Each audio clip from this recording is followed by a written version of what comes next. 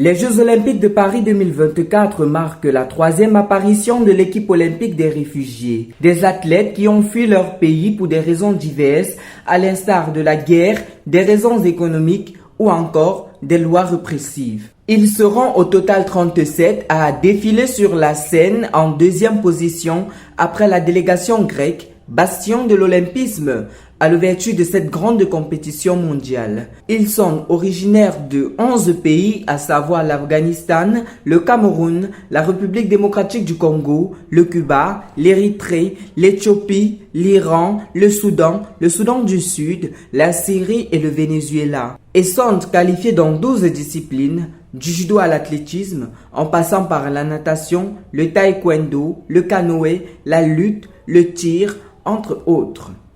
L'idée de la création d'une équipe olympique des réfugiés a fleuri en octobre 2015 lors de l'Assemblée générale des Nations unies. Le président du Comité international olympique, Thomas Bach, annonçait alors la création de l'équipe olympique des réfugiés. Et c'est donc en 2016, aux Jeux olympiques de Rio, que la première équipe a été mise sur pied.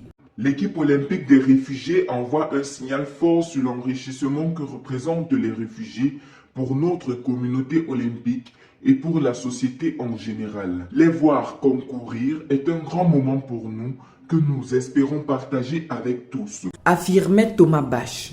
Pour intégrer cette sélection, les critères édictés par le CIO sont précis.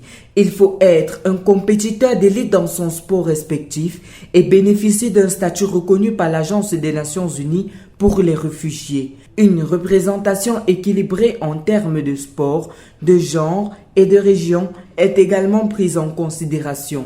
Dans l'équipe présente à Paris, la boxeuse camerounaise Cindy Ngamba, réfugiée au Royaume-Uni en raison de la répression pénale de l'homosexualité dans son pays de naissance, est la première athlète de l'équipe des réfugiés à s'être qualifiée directement pour les Jeux Olympiques sans recevoir d'invitation.